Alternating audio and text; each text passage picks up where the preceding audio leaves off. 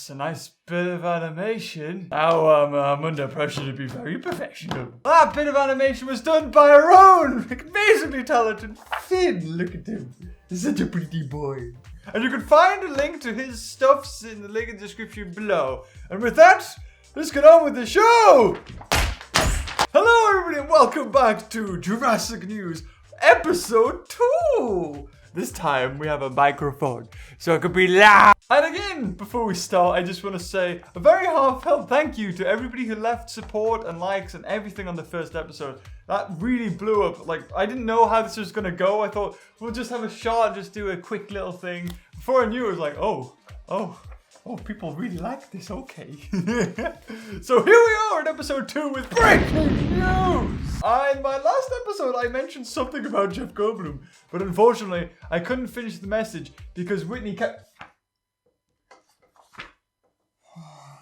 There was talks, rumors, if you will, that somebody was coming back from the original Jurassic Park franchise to the Jurassic World franchise, and it has now been confirmed. He's back, baby! Man is back. Jeff Goldblum, the actor who played Ian Malcom, is making a return. He's coming back. What a hero, what a champion. If I do say so myself. An exclusive from the Hollywood Reporter. About 2 o'clock in the morning when I was just scrolling through Twitter. It was like, oh, there it is. Didn't have any other information about it. It confirmed that Owen and Claire were coming back. Chris Pratt and Bryce Howard were coming back, which we kind of already guessed that they were coming back. But there's nothing on Ian Malcom, nothing on Jeff Goldblum. It just said, he's making a return exclusive. That's it. No more information. That's exactly what we need. They pay thousands of dollars just to have them say, he's coming back, you know. But here at Jurassic News, we have our connections. And we have Jeff Goldblum in the room. Go say hello, Jeffy. Sarah! Ever the character. So Jeff, can you tell us anything about the new movie that's coming out? Sarah! Always a treasure. Always a treasure. Hey, Jeff. What's your favorite dinosaur? Is it Triceratops? Yeah, we worked together. Okay, that's enough. You gotta go film Jurassic World 2 now. Make it good. So there were Easter eggs dotted throughout Jurassic World that I'm sure a lot of you picked up on. Ian Malcolm's book was littered throughout the entire thing. Now this brings me to an interesting question as to whether Jurassic World 2 takes on The Lost World and Jurassic Park 3. Because in Jurassic Park 3, Ian Malcolm also had a book that, according to Eric and Alan Grant, was a bit preachy. But in Jurassic World, he has a book as well. Now, you must... Now, the events from Jurassic World and Jurassic Park are split, I think it's about 20 years apart. So there has been a long gap. For people to still read his books, either Ian Malcolm has went on... Either that book was so popular that people are still reading it 20 years later, or he's went on to make books himself and write loads more books. Maybe he became an author. And it also raises the question as whether other characters will come back. Maybe Sarah Harding. Maybe that's who the kid in the first promotional images in the quote-unquote museum. I think she was called Lucy. I think that's her character, Lucy. Maybe that's Ian Malcolm and Sarah Harding's daughter. I can't remember from the image now, but maybe she was ginger, because I think maybe. I'm just speculating. Transitioning to the next segment, which is the museum. Now, a lot of people have told me I've been quoting this very wrong. And in fact, it is not a museum, and it is an estate. Apparently, it's the Lockwood estate. And when they first built, there's loads of pictures because they've decided to build in a very public area. So it's not very hard to see. And in fact, there's security guards standing outside of this archway. And in fact, they weren't planning on making an archway for this estate until they saw the drive up to it and thought, we'll do one. So we have quite a few photos of the little symbol on top of the gate, which is an L. And later, when these photos were released, they decided to cover it up with a rag or a cloth. So maybe this is actually spoiler territory. Who knows? But with Ian Malcolm coming in, I can't help it. Is it possible that we are seeing the return to the Ludlow family?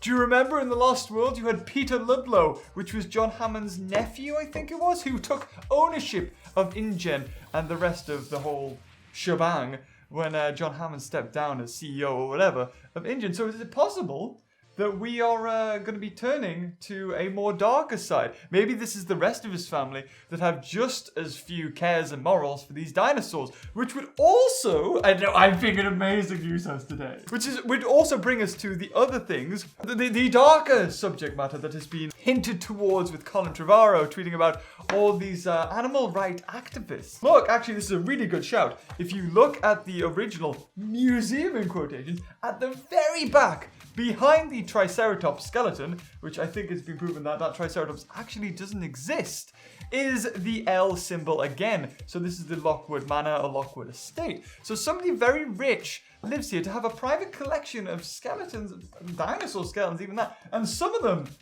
not seeming to be real dinosaurs, especially the Triceratops. Is it possible that we've got a sort of Resident Evil vibe here? We've got maybe an estate, and underneath is a secret lab where they're experimenting on more hybrids. It's possible that maybe Dr. Wu, because we all know he was just wanting to innovate as well as make a lot of money, maybe he's buggered off to this estate. And this also raises the question as to whether this is off the island, or maybe it's in some sort of village, maybe some sort of where the workers lived. Or we all knew that in, I think it was Jurassic Park, John Hammond had a worker village or worker estate, especially in Trespasser, that me and Whitney remember.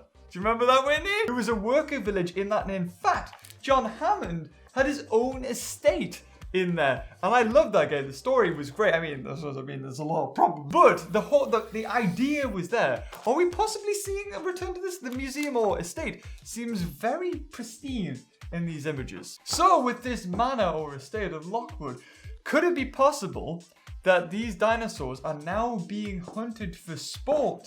And the way these the people that own the estate could think of these dinosaurs as, you know, not having any rights. A bit like in The Lost World, where hello darkness, my old friend. Roland Tembo, that's it. Roland Tembo, the only reason he agreed to come on the mission in the first place was to hunt the biggest or most ferocious carnivore that ever existed, and that was the T-Rex.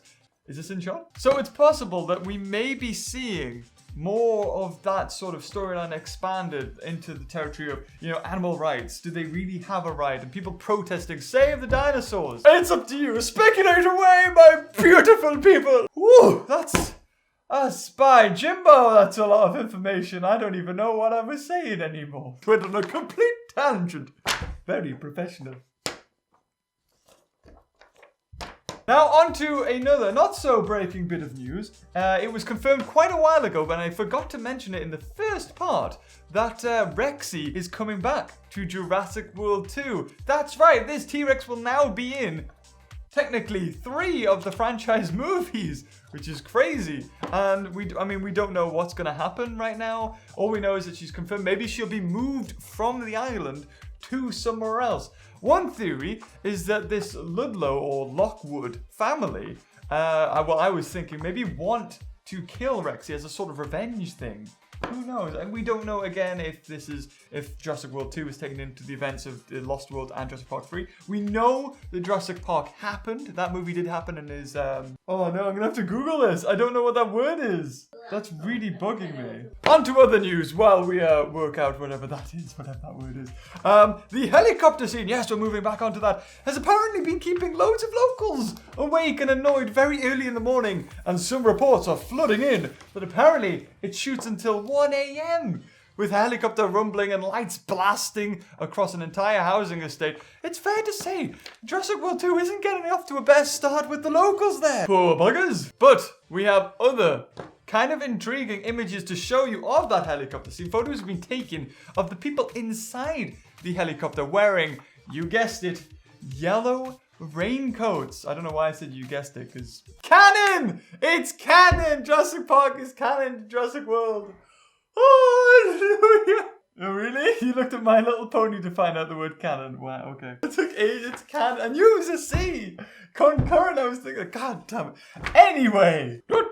So we have actors in a yellow raincoat. Now this could just be an Easter egg, like in Jurassic World. We had lots of references back. We had the night vision goggles that really didn't do anything. It's possible that we also have this yellow raincoat just there to be like, oh, I remember the yellow raincoat. Or it could be that, of course, people return back to the island, maybe find the yellow raincoats littered about or something like that. And then this whole helicopter scene happens. Now, T-Rex or Rexy has been confirmed to be back. This helicopter is filmed at night. There's lots of rain as well. We've seen in the Jurassic Park franchise that there is, and whenever there's rain and it's night, there is usually a big dinosaur not too far away. With Jurassic Park, we had the explorers disappearing. With the Lost World, we had poor Eddie Carr getting ripped apart by 2 T-Rexes. In Jurassic Park 3, we had the Spinosaurus appearing from the river. Alan Grant, you can do better. Alan Grant, take it away. I don't know how Ellie Sattler managed to gather anything from that. This shot with the helicopter could actually be a huge potential spoiler. I mean, all the signs are there. Rain, night, helicopter, raincoats. Now, it would be very weird for randomers or people who are just expendables to be wearing these yellow raincoats that are so iconic of the Jurassic Park, or at least Jurassic Park the movie. Why would the expendables be wearing that? It's something that I would imagine Chris Pratt or Claire or possibly even Ian Malcom, he might have something to say like, oh, not these again. Maybe a little thing like that, and then who knows? So we could be looking at a big scene here. And also, I forgot to mention, in the footage, there also seems to be a ladder dangling about. That first episode was awful. I mentioned this huge helicopter scene. It's a big thing. And the first thing I have to say about it is, not much. Well, actually, if you take a closer look, there is quite a lot to give away there. But apart from that, we could have Rexy chomping or chasing a helicopter, people hanging on. Could this be a rescue? Could it be the start of the movie? Who knows?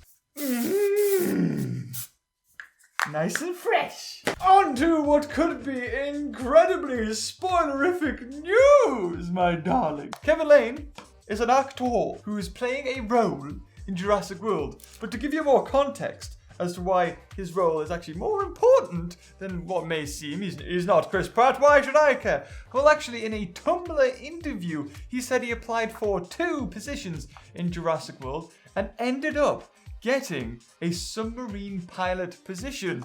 Submarine. I know. Mosasaur submarine. After a quick investigation, and just to make sure that these were actually true and not just written by some Tumblr person online, IMDb does list him as a submarine pilot. So you don't even have to look far for these spoilers. But one thing I was thinking, this submarine, maybe it's just them sneaking back into the island undetected. Maybe they go in a submarine. It could even be something completely unrelated. He could just be somewhere else in a submarine, not traveling. But he did say in that Tumblr interview that it is part of an epic scene. So, could this be like with the 1998 Godzilla film? I think it's 1998. Don't crucify me if I'm wrong. With the submarines taking on Godzilla.